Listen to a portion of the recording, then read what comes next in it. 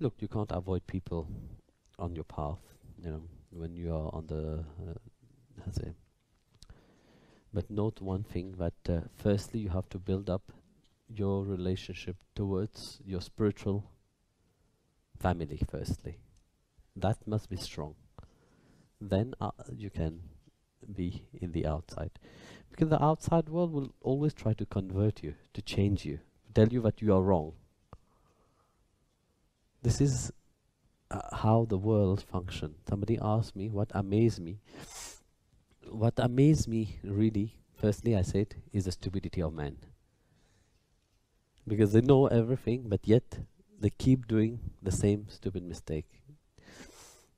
Second, what amazed me is how people can change so quickly according to their own benefit.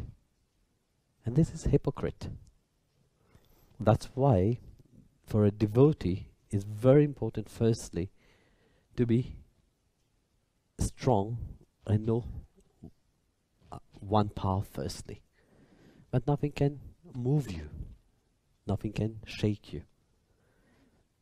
Because the faith which is shaking is not good. So that's why it is very important at the beginning that you're strong in your path, strong in yourself. Because you see, when you go on the spiritual path, firstly, you know that very well, all of you. Who will be the first one to tell you you're wrong? Your family.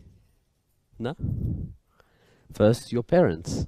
Because it's not the same according to them. It's not wrong. It's just that they don't want to understand. Firstly, they will be the one. So how? What will happen? What is happening inside of you? Who do you listen? To your inside, which is calling you, or to the outside? Who is your parent, truly? What is calling you from inside, the true parent, or the one which is outside? How many parents you had already? You understand? That must be clear. That's where many people fail. I'll tell you a story. There were once a girl from very simple girl from a village.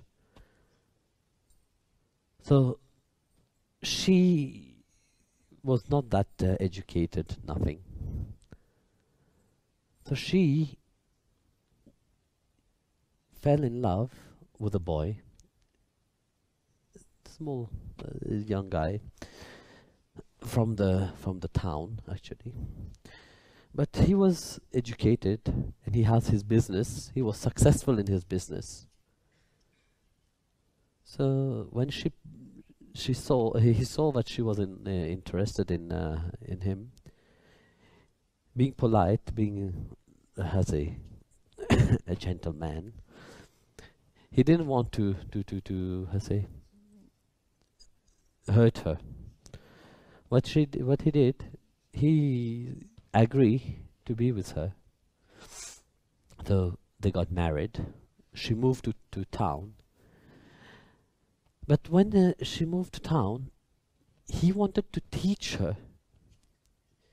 He wanted to make her self-dependent, to be more strong in herself. Because really, living in the village is one thing, living in the town is another thing. So he wanted her to become strong in herself. But you see, to make somebody strong with oneself, with sweet word, it don't happen. So what he did, after some time, he started to become harsh with her. So he opposed all to what she was saying. So and he will tell her what she have to change in herself. So she started to study and of course learn and grow, you know. After some time, of course, she studied hard, and he was always there for her. He was always there supporting her, pushing her, but she never noticed that. So, in her mind, whatever he was doing was wrong. So after some years, she was like fed up saying, "Oh, you always saying you know better and I have to listen to you, all this stuff. Enough is enough." So what she did? She banged the door and left. Said, "I'm finished with you." Asked for divorce. Finished. Easy. Broken. The guy was so heartbroken that he became so depressive, and so sad that he wrote to her a letter only. Said to her, "Listen, in pursuing your career and becoming who you are now, by pushing you, you said that I was harsh with you, I was irritating you, and that I was always right or whatever. But you have never noticed but how much I love you. You have never noticed how much I care for you. And what I was doing truly is I was making you strong and strong. Today where you're standing is because I was like that. If I was differently, you will not be the person you are, strong and standing, independent. Because I was thinking that if something happened to me, you could be dependent. You don't need to be, how to say, depending on anyone else, you can be free. So that's why I act in that way." So she read the letter. You see, when your head is full, even if the letter is very touching, you don't see it. So he left. When he left, he met an accident and he died. Years later, that letter appeared again to her. When she was reading that letter, she realized, looking back to her life itself, what was written in that letter, it is fully true.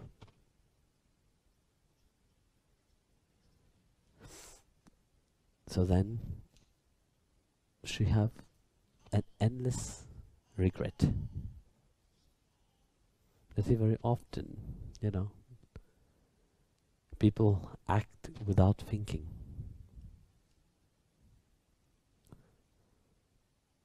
You hurt people's heart, without knowing. So like that, she had everything to be happy, but she never wanted to be happy. She never noticed that love until it was too late. So the same thing on the spiritual path, you see. When God called you on your spiritual path, meaning you are ready. If you are not ready, God will not bring you on your spiritual path. He will not bring you to the feet of your Guru. Because deep inside you are ready. But being ready is not just say, yes, I have my Gurudev, that's it, finish. No, you have to become strong inside. And that is very important.